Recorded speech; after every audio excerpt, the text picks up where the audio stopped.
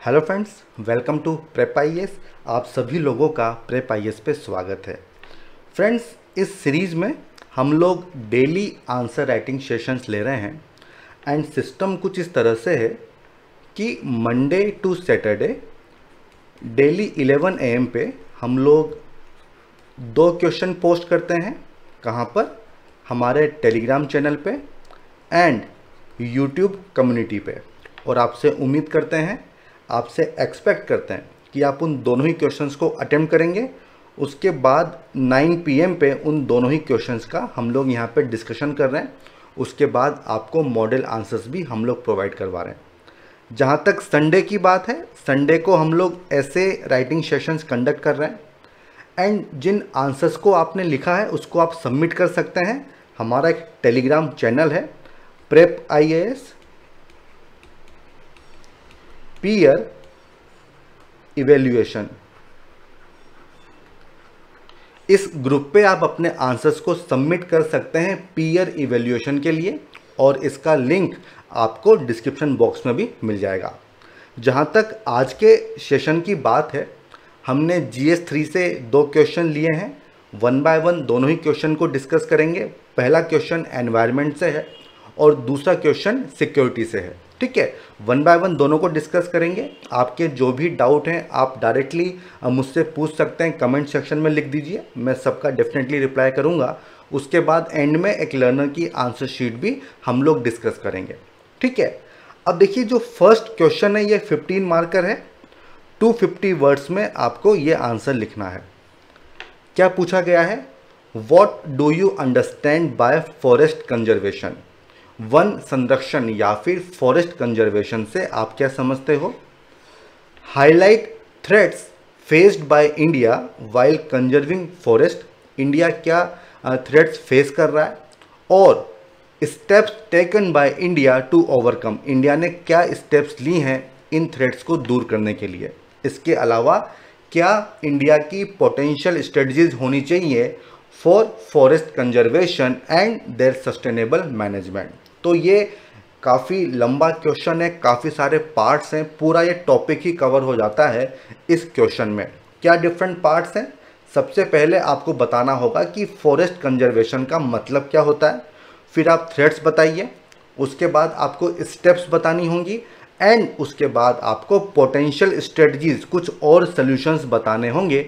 तो ये सारे पार्ट्स हैं जो इस क्वेश्चन में पूछे गए हैं एंड 1 बाय 1 इन सभी को आपको एड्रेस करना होगा। सबसे पहले introduction, then threats, then steps, then potential strategies and conclusion. And दोस्तों देखिए, आज ये 47वां हमारा सेशन चल रहा है और मुझे उम्मीद है कि अब पार्ट्स को आइडेंटिफाई करने में आप लोगों को दिक्कत नहीं आनी चाहिए। ठीक है, क्योंकि काफ़ी हमने आंसर्स लिख लिए हैं एंड जिस तरह से मैं आंसर्स आपके देख भी रहा हूँ, तो ये चीज़ तो मुझे समझ में आ गई है कि अब पार्ट्स को आइडेंटिफाई करने का इशू नहीं है। ठीक है, तो अब ना आपको कंटेंट पे फोकस करना होगा। ठीक है, रिवाइज करिए चीज़ों को ताकि कंटेंट भी एक इशू न रहे।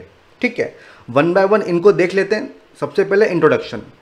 देखिए, पूछा गया है कि फॉरेस्ट कंजर्वेशन क्या होता है, तो उसी से आप इंट्रोड्यूस कर दीजिए। इससे अच्छी चीज़ क्या होगी? देखिए, जब भी हम बात करते हैं कंजर्वेशन की, तो उसका मतलब क्या होता है कि जो नेचुरल रिसोर्सेज हैं उनको आपको प्रोटेक्ट करना है। यही मतलब होता है कंजर्वेशन का। तो फॉरेस्ट कंजर्वेशन क्या हो जाएगा कि जो फॉरेस्ट के रिसोर्सेज हैं, जो फॉरेस्ट इकोसिस्टम है, इसको आप प्रोटेक्ट करिए, उनका सस्टेनेबल यूज इंश्योर करिए एंड सबसे लास्ट में जो फॉरेस्ट कवर है उसको एक्सपेंड करने के लिए आपको एफर्ट्स करने होंगे। यही डेफिनेशन होती है फॉरेस्ट कंजर्वेशन की। अगर आपको नहीं पता है तो ये 3 पॉइंट्स आप याद कर लीजिए, ये सफिशिएंट है। Number 1 protection, then sustainable use and सबसे लास्ट में एक्सपेंशन। तो ये तीनों चीज़ें होंगी फॉरेस्ट कंजर्वेशन में। अब देखिए, उसके बाद आपको ये पता होना चाहिए कि फॉरेस्ट कवर का मतलब क्या होता है। ये पूछा जा सकता है प्रीलिम्स में। देखिए, अगर जो कैनोपी है, ट्री कैनोपी, उसकी डेंसिटी 10% से ज़्यादा है एंड एरिया 1 हेक्टेयर से ज़्यादा है, तो आप उसको फॉरेस्ट कवर में काउंट करेंगे। ये डेफिनेशन होती है और ये पूछा जा सकता है प्रीलिम्स में। अगर हम बात करें India state of forest report 2019, देखिए ये रिपोर्ट बहुत इंपॉर्टेंट है, इस पे प्रीलिम्स एंड मेंस दोनों में क्वेश्चन पूछे जा सकते हैं। ये रिपोर्ट क्या बोलती है कि इस साल, इस ईयर में इंडिया का जो total forest and tree cover है वो कितना है, 24.56%। देखिए इसमें फॉरेस्ट एंड ट्री दोनों शामिल हैं। अगर हम केवल फॉरेस्ट कवर की बात करते हैं, केवल फॉरेस्ट कवर की, तो वो होगा 21.67%। ये डाटा आपको याद रखना होगा, ठीक है। ये स्टैंडर्ड डाटा है, ये पूछा जा सकता है। और मैं आपको एडवाइस दूंगा कि ये जो रिपोर्ट है इसको आप अच्छे से पढ़िए स्टेट वाइज, कि किस स्टेट में क्या चीज़ें नई हमको देखने को मिली हैं, कहाँ पे फॉरेस्ट कवर बढ़ा है, कहाँ पे कम हुआ है, ये आपको पता होना चाहिए। तो इन क्वेश्चंस का पर्पस यही है कि आप होलिस्टिक कवरेज करें इन टॉपिक्स का, ठीक है। Next part is threats faced by India while conserving forest. क्या थ्रेट्स हैं? देखिए ये थ्रेट्स दो तरह के हो सकते हैं, एक तो नेचुरल और दूसरा मैन मेड या फिर एंथ्रोपोजेनिक। तो अगर आप दो डिफरेंट हेडिंग्स में इसको डिवाइड कर सकते हैं तो आपका स्ट्रक्चर काफ़ी अच्छा होगा, ठीक है। तो आपको ऐसा ही करना चाहिए। जहाँ तक नेचुरल थ्रेट्स की बात है, क्या हो सकते हैं, देखिए ये सब आपने पढ़ा हुआ है, केवल आपको रिकॉल करने की ज़रूरत है, ये सब पॉइंट आपको याद होने चाहिए। Number 1 is forest fire. देखिए जो हमने रिपोर्ट देखी थी India state of forest report, उसमें ये मेंशन किया हुआ है कि जो हमारा फॉरेस्ट कवर है उसमें 26% जो एरिया है वो प्रोन है फॉरेस्ट फायर में, हाई से लेके मॉडरेट कैटेगरी में आता है। तो ये एक थ्रेट है। देन नेचुरल डिजास्टर्स जैसे कि फ्लड्स आ गई, अर्थक्वेक आ गया, सुनामी वगैरह आ गई, तो इससे जो हमारे फॉरेस्ट कंजर्वेशन के एफर्ट्स हैं उसके लिए थ्रेट होता है। क्लाइमेट चेंज, इससे फ्लोरा फोना पे निगेटिव इम्पैक्ट होता है। अगर CO2 बढ़ जाएगी तो प्लांट की ग्रोथ कम हो जाती है, ठीक है। तो ये चीज़ आप मेंशन कर सकते हैं। देन डिजीज़ वगैरह होती हैं, इन्वेजिव स्पीसीज वगैरह होती हैं, तो ये सब पॉइंट्स आपको यहाँ पे मेंशन करने होंगे। एंड इनको मैं यहाँ पे एक्सप्लेन नहीं कर रहा हूँ क्योंकि ये ऑलरेडी कॉमन सी बात है। देन एंथ्रोपोजेनिक थ्रेट्स काफ़ी सारे हो सकते हैं, जैसे कि हैबिटेट लॉस, डिफॉरेस्टेशन। क्यों हो रहा है? क्योंकि पॉपुलेशन का प्रेशर बढ़ रहा है और इससे एक्सपेंशन हो रहा है अर्बन एरिया का, नए नए डेवलपमेंटल प्रोजेक्ट्स वगैरह आ रहे हैं, उससे क्या होता है, डिस्प्लेसमेंट होता है, सबमर्जेंस होता है, तो ये एक इशू है। पोल्यूशन भी एक दूसरा इशू है, इससे भी प्लांट की ग्रोथ पे निगेटिव इम्पैक्ट होता है। अर्बनाइजेशन ऑलरेडी हम बात कर चुके हैं। Then human wildlife conflict, क्योंकि एक्सपेंशन हो रहा है, फॉरेस्ट एरिया कम हो रहे हैं, एग्रीकल्चर के लिए, अर्बन एरिया के लिए हम लोग एक्सपेंड कर रहे हैं, तो ये कॉन्फ्लिक्ट काफ़ी ज़्यादा बढ़ रहे हैं। देन गुड गवर्नेंस, इसकी भी आप बात कर सकते हो। देखिए कंजर्वेशन के लिए बजट काफ़ी कम होता है, तो वो भी एक इशू है।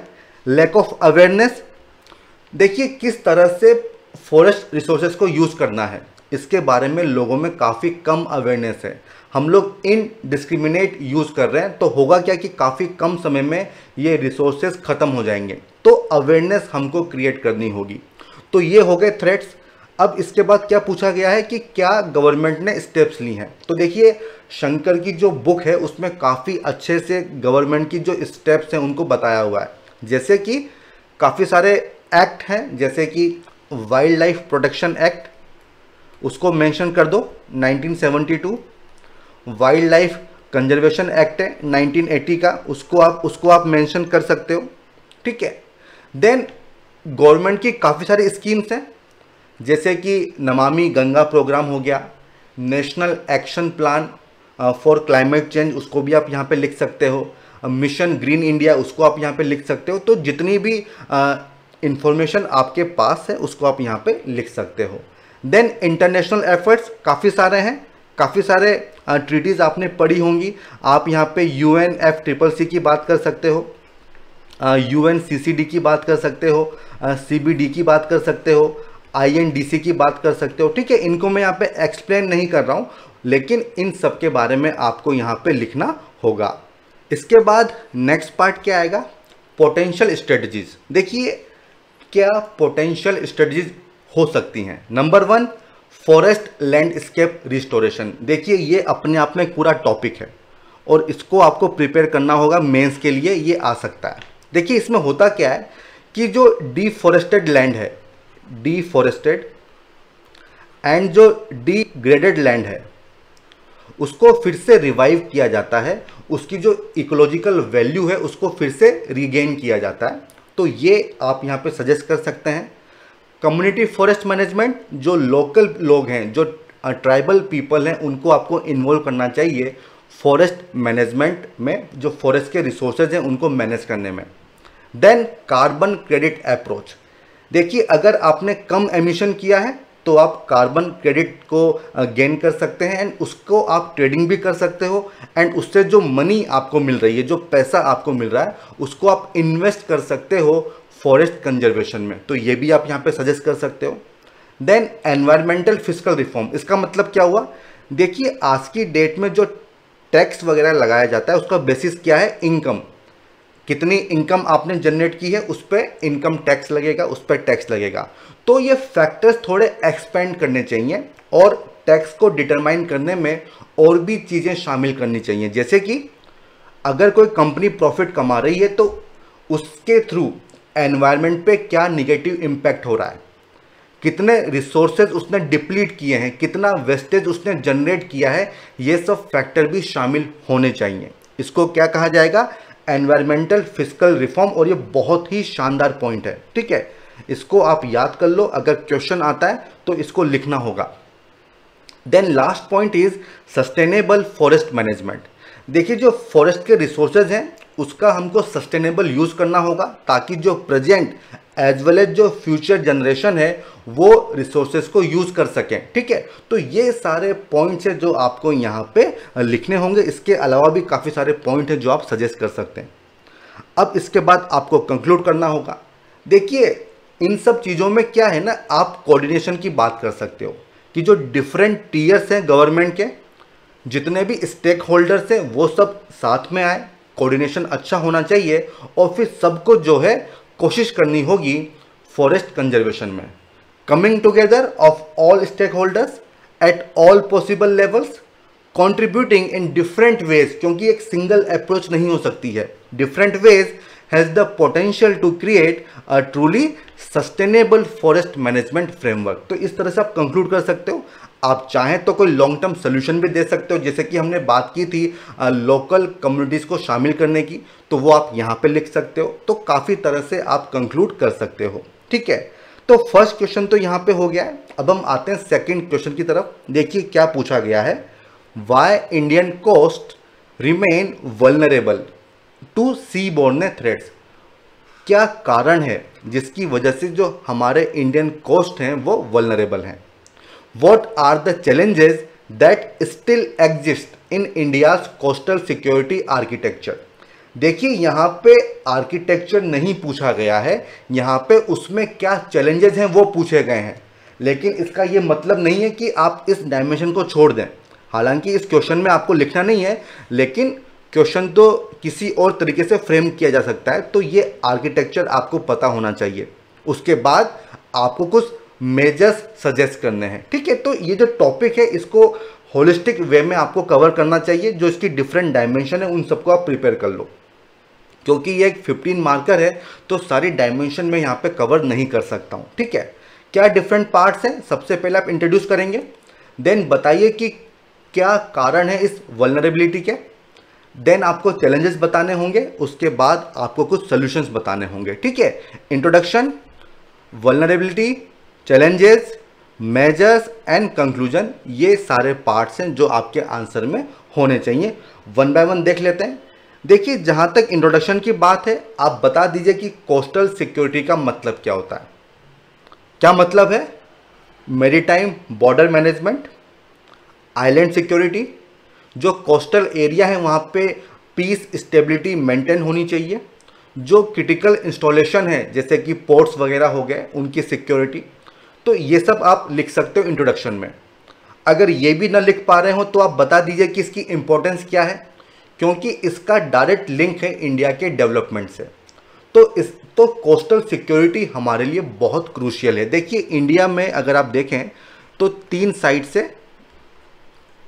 कोस्टल बाउंड्री है, तो इसलिए इसकी सिक्योरिटी हमारे लिए काफ़ी क्रूशियल है। अगर ये भी ना बता पा रहे हो तो आप 26/11 को लिख सकते हैं। देखिए ये वो एक अटैक था जिसके बाद हमारा फोकस बढ़ा है कोस्टल सिक्योरिटी की तरफ, ठीक है। तो इससे भी आप शुरुआत कर सकते हैं। तो देखिए 3 तरीके मैंने आपको बताए हैं, इसके अलावा भी और तरीके से आप इंट्रोड्यूस कर सकते हैं। ये तीनों ही अच्छे तरीके हैं, ठीक है। अब इसके बाद क्या पूछा गया है कि क्यों इंडियन कोस्ट वल्नरेबल हैं। तो देखिए आपको ये कारण बताने होंगे। सबसे पहला कारण क्या है, स्ट्रेटेजिक लोकेशन। देखिए जो हमारा सी कोस्ट है लगभग 7500 किलोमीटर का है, काफ़ी लंबी कोस्ट लाइन है। इसके बाद आसपास के जो एरिया हैं आप देखिए, पास में गल्फ कंट्रीज़ हैं जहाँ पे वो काफ़ी वोलेटाइल हैं अगर हम बात करें पॉलिटिकली। इसके अलावा जो ईस्टर्न अफ्रीकन कंट्रीज़ हैं वो इकोनॉमिकली काफ़ी वोलेटाइल हैं। तो इससे होता क्या है कि हमेशा थ्रेट बना होता है टेररिज्म का, स्मगलिंग का, पायरेसी का, ट्रैफिकिंग का। तो ये सब चीज़ें आपको यहाँ पे मेंशन करनी होगी। Then next one is difficult topography. देखिए जो हमारी कोस्ट लाइन है इसकी टोपोग्राफी काफ़ी डिफ़िकल्ट है। आपको क्रीक्स मिलेंगी, बैक वाटर्स मिलेंगे, राइवुलेट्स आपको मिल जाएंगे, ठीक है। तो इस तरह की टोपोग्राफी को गार्ड करना इतना आसान नहीं है। तो जो आसपास वाले स्टेट हैं वो इसका फ़ायदा उठाते हैं और इसके थ्रू स्मगलिंग वगैरह हो जाती है। Then maritime traffic. देखिए ये जो एरिया है यहाँ से काफ़ी ट्रैफिक पास करता है, काफ़ी वेसल्स पास करते हैं और ईयर बाय ईयर वो बढ़ ही रहे हैं। तो इससे होता क्या है कि उनकी मॉनिटरिंग करना इतना आसान नहीं होता है। तो ये भी एक फैक्टर है। देन डिस्प्यूटेड मैरीटाइम बाउंड्री, भले ही वो पाकिस्तान के साथ हो या फिर बांग्लादेश के साथ हो, हमारे डिस्प्यूट्स हैं। और इससे होता क्या है कि उस वाला जो एरिया होता है वहाँ पे डेवलपमेंट सफ़र करता है, ठीक है। Last one is string of fisherman beyond the IMBL, international maritime boundary line.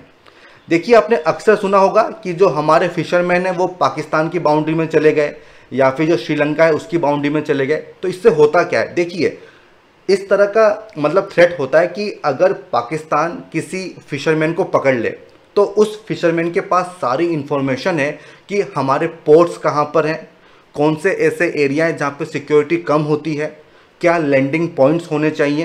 तो इस तरह का थ्रेट बना रहता है।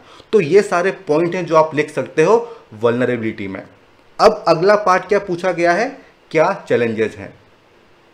देखिए थोड़ा सा आपको ब्रीफ में बता दूं कि हमारा स्ट्रक्चर किस तरह से है कि जो कोस्ट लाइन है इससे अप टू 12 नॉटिकल माइल्स जो रिस्पॉन्सिबिलिटी है वो मरीन पुलिस की है और ये जिम्मेदारी होती है स्टेट की। इसके बाद अप टू 200 नॉटिकल माइल्स ये रिस्पॉन्सिबिलिटी है कोस्ट गार्ड की, एंड उसके बाद आता है नेवी। तो ये 3 टियर स्ट्रक्चर है जो आपको पता होना चाहिए। अब देखिए पूछा गया है कि क्या चैलेंजेस हैं। तो देखिए जो स्टेट गवर्नमेंट है वो इतनी एफिशिएंट नहीं है। उनको क्या रिस्पॉन्सिबिलिटी है, मरीन पुलिस की। तो उनको पुलिस स्टेशन ओपन करने हैं, रिक्रूटमेंट करना है, पेट्रोलिंग के लिए बोट्स वगैरह होनी चाहिए, लेकिन काफ़ी कमी इसमें देखने को मिलती है। देन मल्टीपल एजेंसीज, कम से कम 15 ऐसी एजेंसीज हैं जो कोस्टल सिक्योरिटी में लगी हुई हैं। एंड जब नंबर ऑफ एजेंसीज बढ़ती हैं तो क्या इशू होते हैं, एक तो कोऑर्डिनेशन का इशू होता है, दूसरा इशू होता है ओवरलैपिंग जुरिडिक्शन का कि भाई तुम्हारी रिस्पॉन्सिबिलिटी क्या है। तो इसका एक निगेटिव इम्पैक्ट होता है। देन जहाँ तक कोस्टल सिक्योरिटी की बात है, हमारा जो मैक्सिमम फोकस है वो है टेररिज्म के ऊपर, लेकिन जो दूसरी डायमेंशन है जैसे कि मैरीटाइम पोल्यूशन हो गया, पायरेसी हो गया, इन पे हमारा फोकस कम हो जाता है। तो ये भी एक चैलेंजेस है। देन जो पुलिस फोर्सेज है उनमें प्रोफेशनलिज्म की कमी है क्योंकि पॉलिटिकल इंटरफेरेंस काफ़ी ज़्यादा होता है। जो मरीन पुलिस है वो हमारा सबसे वीकेस्ट लिंक है। क्यों? क्योंकि ये रिस्पॉन्सिबिलिटी है स्टेट की। और होता क्या है कि जो स्टेट पुलिस है उसी में से कुछ लोग डाल दिए जाते हैं मरीन पुलिस में, लेकिन दोनों की रिक्वायरमेंट और ट्रेनिंग अलग अलग होती है। जो स्टेट पुलिस का बंदा है उसको आप नहीं लगा सकते हो मरीन पुलिस में, आपको डिफरेंट ट्रेनिंग देनी होगी, तो वो एक इश्यू होता है। देन टेक्नोलॉजी, जो हमारे वेसल्स हैं, जो बोट्स वगैरह हैं, उनकी ट्रैकिंग अभी भी करना बहुत मुश्किल है, तो टेक्नोलॉजी का काफ़ी एक इशू क्रिएट होता है। पोर्ट सिक्योरिटी, देखिए एक रिपोर्ट है जिसमें बताया गया है कि जो हमारे माइनर पोर्ट्स हैं उनमें सिक्योरिटी काफ़ी इनएफिशिएंट है, काफ़ी इनइफेक्टिव है, या तो वहाँ पे सिक्योरिटी है ही नहीं या फिर अगर है तो काफ़ी कम है। तो ये सारे चैलेंजेस हैं जो हमको फेस करने होते हैं कोस्टल सिक्योरिटी में, इनको आप मेंशन कर सकते हो। अगला पार्ट क्या पूछा गया है कि क्या मेजर्स लेने चाहिए। Number 1 is coastal security bill. देखिए इस बिल में क्या किया हुआ है कि जितने भी स्टेक होल्डर्स हैं उनके रोल्स एंड रिस्पॉन्सिबिलिटी को मेंशन किया गया है, ताकि ये जो इशू आता है कोऑर्डिनेशन का एंड जुरिडिक्शन का वो ना हो। हमारा जो सर्विलेंस सिस्टम है उसको हमको स्ट्रेंथन करना होगा, लेटेस्ट जो टेक्नोलॉजी है उसका यूज़ करना होगा। जो कोस्ट गार्ड हैं, फ्रेंड्स आप मुझे बताओ कमेंट सेक्शन में कि ये किस मिनिस्ट्री के अंडर में काम करते हैं, कोस्ट गार्ड। इनके जो इशू हैं उनको सॉल्व करना होगा। क्या इशू हैं जैसे कि इनके पास लेटेस्ट टेक्नोलॉजी इनके पास नहीं है, स्टाफ वगैरह की कमी है, तो वो हमको सॉल्व करनी होगी। हम बात करते हैं स्टेट मरीन पुलिस की, तो प्रपोजल ये है कि एक सेंट्रल मरीन पुलिस फोर्स होना चाहिए जिसकी प्रॉपर ट्रेनिंग सेंटर करे, ताकि ये जो इशू आते हैं स्टेट मरीन पुलिस के वो न आए। देन कोस्टल कम्युनिटी पार्टिसिपेशन, ये बहुत ज़रूरी है क्योंकि इन लोगों को काफ़ी आइडिया होता है कोस्टल एरियाज़ का, और अगर सही से इनको शामिल किया जाए तो ये जो मरीन पुलिस हैं उनके आईज एंड ईयर्स बन सकते हैं, आईज एंड ईयर्स, ठीक है। देन CRZ रेगुलेशंस, देखिए इस तरह की ऑब्जर्वेशन है कि टूरिज्म को प्रमोट करने के लिए जो CRZ रेगुलेशन है इनको डाइल्यूट किया गया है, तो ऐसा नहीं होना चाहिए। इसके जो भी इश्यूज हैं उनको सोल्व किया जाना चाहिए। And last one is recalibrate defence expenditure. देखिए जितना भी डिफेंस एक्सपेंडिचर है उसका केवल 15% कोस्टल सिक्योरिटी में खर्च होता है, और इसका भी जो मेजॉरिटी पोर्शन है वो सैलरीज में चला जाता है, सैलरी एंड पेंशन में, तो थोड़ा हमको एक्सपेंडिचर बढ़ाना होगा, ठीक है। तो ये वो सारे पॉइंट हैं जो आप यहाँ पे सजेस्ट कर सकते हो। इसके बाद आप कंक्लूड कर दो। देखिए किस तरह से कंक्लूड करोगे, आप बता दो कि जितने भी चैलेंजेस हैं उनको दूर करने के लिए हमको करेक्टिव मेजर लेने होंगे। जो भी सजेशन आप दे रहे हैं उनको इम्प्लीमेंट करो ताकि ये जो चैलेंजेस हैं इनको एड्रेस किया जा सके और इस सेक्टर का जो ट्रू पोटेंशियल है उसको हम रियलाइज कर सकें, ठीक है। तो इस तरह से आप इस क्वेश्चन को एंड कर सकते हो। तो दोनों ही क्वेश्चन हमने डिस्कस कर लिए। आपके जो भी डाउट हैं आप डायरेक्टली कमेंट सेक्शन में लिख के मुझसे पूछ सकते हो। अब हम आते हैं हमारे नेक्स्ट सेगमेंट की तरफ और एक लर्नर की आंसर शीट देख लेते हैं। देखिए इन्होंने फर्स्ट क्वेश्चन जो अटेम्प्ट किया है, तो देखिए मैं हर बार कह रहा हूं कि आपको इंट्रोडक्शन एंड कंक्लूजन काफ़ी छोटा होना चाहिए, 3 से 4 लाइन में होना चाहिए, लेकिन हमेशा मुझे देखने में मिलता है कि आप लोग इसको फॉलो नहीं कर रहे हो। देखिए प्लीज़ इसको फॉलो करिए, इससे आप ही का फ़ायदा होगा। और यहाँ पर भी देखिए काफ़ी लंबा इंट्रोडक्शन लिखा गया। सबसे पहले फॉरेस्ट कंजर्वेशन को डिफाइन किया गया है, it ensures conservation of forest and its resources. देखो ये लाइन सही नहीं है, forest conservation ensures conservation of forest, तो मतलब बनता नहीं है, ठीक है। आप यहाँ पे प्रोटेक्शन की बात कर सकते हैं, एक्सपेंशन की बात कर सकते हैं, ठीक है। इसके बाद देखो आपने बताया है कि total forest and tree cover कितना है, 24.56%, ये सही डाटा है। आप पैराग्राफ चेंज कर लो और फिर इसको वहाँ पे लिख दो। फिर आपने बताया थ्रेड्स, ये थ्रेड्स दोनों तरीके के हो सकते हैं, नेचुरल एंड आर्टिफिशियल। देखो ना, इसको यहाँ पे मत लिखो, जो आपने हेडिंग डाली है इसके बाद आप एक सब हेडिंग डालो, नेचुरल एंड आर्टिफिशियल, उसके बाद आप इनको एड्रेस करो। आपने ये लिखा है फॉरेस्ट फायर और काफ़ी कुछ उसको एक्सप्लेन किया है। देखो काफ़ी सारे पार्ट्स पूछे गए हैं, तो आपको ये जजमेंट वहीं पर लेना होगा, क्योंकि काफ़ी सारे पार्ट्स हैं तो पॉइंट्स भी ज़्यादा होंगे, इसलिए ज़्यादा पॉइंट्स लिखो, एक्सप्लेन कम करो, ठीक है। तो ये आपका खुद का जजमेंट होना चाहिए। आपने क्या किया है, काफ़ी लंबा इसको एक्सप्लेन कर दिया है, ऐसा मत करो, पॉइंट आपका सही है। Then lack of scientific technique, ठीक है, पॉइंट सही है। थ्रेट ऑफ लंबरिंग, तो ये वही बात हो गई डिफोरेस्टेशन, ठीक है। और यहाँ पे आपने ये पॉइंट खत्म कर दिया। तो देखो आपने केवल 3 ही पॉइंट लिखे हैं, तो मैं फिर से आपको कहूँगा कि ज़्यादा पॉइंट्स लिखो, एक्सप्लेन कम करो, ठीक है। काफ़ी सारे रिलेवेंट पॉइंट है जो आपने मिस कर दिए हैं। उसके बाद स्टेप्स आपने बताई हैं, एक तो जॉइंट फॉरेस्ट मैनेजमेंट, ठीक है। फिर आप बोल रहे हैं कि लोकल लोगों को इन्वॉल्व करो, देखो पॉइंट सेम ही है, जॉइंट फॉरेस्ट मैनेजमेंट की बात वही होती है। फिर आप लिख रहे हो कि जो ट्राइबल एरिया है वहाँ पे लोगों को शामिल करो, तो ये तीनों पॉइंट सेम ही हैं, तो इसको आप एक ही पॉइंट में क्लब कर सकते हो, मर्ज कर सकते हो। हुआ क्या, पॉइंट आपने एक ही लिखा और इतना स्पेस आपने ले लिया, तो ये चीज़ सही नहीं है, ठीक है। देन आपने बस इतना ही बताया स्टेप्स में, तो देखो काफ़ी कुछ डायमेंशन आपने मिस कर दी है। मैं ऑलरेडी आपको बता चुका हूँ कि क्या क्या पॉइंट आपको शामिल करने चाहिए। देन आपने बताया है पोटेंशियल स्ट्रेटजीज, तो देखो यार आपका स्ट्रक्चर तो सही है, लेकिन आपने क्या एक्सप्लेन थोड़ा ज़्यादा कर दिया है और काफ़ी डायमेंशन आपने मिस कर दी हैं। पोटेंशियल स्ट्रेटजीज क्या बताई हैं, technical advancement, innovation, awareness. Then आपने कुछ लिखा है वो मुझे समझ में नहीं आ रहा है क्या लिखा है, थोड़ा सा राइटिंग पे फोकस करो। एंड ये कटिंग वगैरह नहीं होनी चाहिए, ठीक है। अब इसके बाद आपने कंक्लूड किया है, देखो कंक्लूजन में आपने पॉइंट्स लिखे हैं, तो ऐसा नहीं करना है। कंक्लूजन में आपको पैराग्राफ लिखना है, कभी भी कंक्लूजन आप पॉइंट फॉर्म में ना करें। और देखो आपने क्या लिखा है, focus should be on quality basis work rather than quantity basis, तो ये मतलब नहीं है, ये गलत है। Emphasis should be on commercial trees growing then non commercial, तो देखो इसका भी कोई मतलब नहीं है, आपको कंक्लूजन अच्छे से लिखना होगा, ऑलरेडी मैं आपको बता चुका हूँ। तो क्या ऑब्जर्वेशन है, रिलेवेंट पॉइंट लिखो, कम एक्सप्लेन करो, पॉइंट ज़्यादा लिखो, और कंक्लूजन आपका थोड़ा अच्छा होना चाहिए, ठीक है। कंक्लूजन कभी भी पॉइंट फॉर्म में मत लिखो। अब आता है सेकंड क्वेश्चन।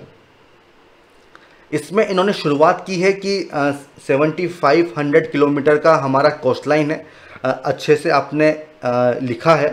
देन आपने बताया है कि why India remain vulnerable to sea borne threats, maritime terrorism, privacy, देखो प्राइवेसी नहीं है ये पायरेसी होता है, ठीक है। आर्म्ड रॉबरी, तो देखो आपने वो फैक्टर्स नहीं बताए हैं। फैक्टर्स क्या है, लोकेशन, स्ट्रेटेजिक लोकेशन, जिसकी वजह से ये सब चीज़ें होती हैं, तो वो आपको लिखना होगा। आई होप आप समझ पा रहे होंगे, ठीक है। और देखो मैरीटाइम टेररिज्म, पायरेसी, रॉबरी, ये सब एक ही पॉइंट है, आपने क्या किया, इसके 3 पॉइंट बना दिए, स्मगलिंग, ट्रैफिकिंग, ठीक है। तो ये सभी एक ही पॉइंट की वजह से होता है, और वो पॉइंट क्या है, स्ट्रेटेजिक लोकेशन, तो वो आपको लिखनी चाहिए। तो काफ़ी सारी डायमेंशन आपने यहाँ पे मिस कर दी हैं, ठीक है। देन बताएं चैलेंजेस, कोऑर्डिनेशन कम है, रोल क्लैरिटी नहीं है, देन शॉर्टेज है मैन पावर की, ट्रेनिंग वगैरह कम है, इंफ्रास्ट्रक्चर का लैक है। तो देखो ये सब जनरल पॉइंट्स हैं, आपने रिलेवेंट पॉइंट छोड़ दिए हैं, और वो ऑलरेडी मैं आपके साथ डिस्कस कर चुका हूँ, ठीक है। तो कंटेंट आपको एनरिच करना होगा। देन आपने बताया मेजर्स, कोऑर्डिनेशन होना चाहिए, सर्विलेंस बढ़ाना चाहिए, जो कोस्टल पुलिस है उसका इन्वॉल्वमेंट बढ़ाइए, कोस्ट गार्ड को स्ट्रेंथन करो, national commercial maritime security policy document, ये भी बहुत अच्छा पॉइंट है, CRZ रीइंफोर्स करो, कोस्टल सिक्योरिटी एक्सरसाइजेज, ये सब होनी चाहिए। तो देखो पॉइंट्स आपने काफ़ी अच्छे लिखे हैं, तो ये आपने अच्छे से एड्रेस किया है, लेकिन इससे पहले के जो पार्ट्स हैं वहाँ पे कंटेंट एनरिचमेंट करना जरूरी है। देन आपने कंक्लूड किया है 3 टियर स्ट्रक्चर से कि इंडियन नेवी है, कोस्ट गार्ड है, मरीन पुलिस है। तो देखो ये सही जगह नहीं है इस चीज़ को लिखने की, ये आप शुरू में लिख सकते थे, यहाँ पे आपको कोई लॉन्ग टर्म सोल्यूशन देना होगा, ठीक है। ये काफ़ी बार मैं बता चुका हूँ कि कंक्लूजन आप किस तरह से करोगे, या तो इंपॉर्टेंस बता दो, कोई लॉन्ग टर्म सोल्यूशन दे दो, तो वो सब पॉइंट्स यहाँ पे होने चाहिए, ठीक है। तो इसी के साथ ये लेक्चर यहीं पे मैं कंक्लूड करता हूँ। दोनों ही क्वेश्चन हमने डिस्कस भी कर लिए हैं और आंसर शीट भी हमने देख ली है। आई होप आपको ये लेक्चर पसंद आया होगा। हमारे इस लेक्चर को लाइक करना न भूलें, साथ ही साथ हमारे चैनल को जरूर सब्सक्राइब करें, ठीक है friends. All the best, good bye.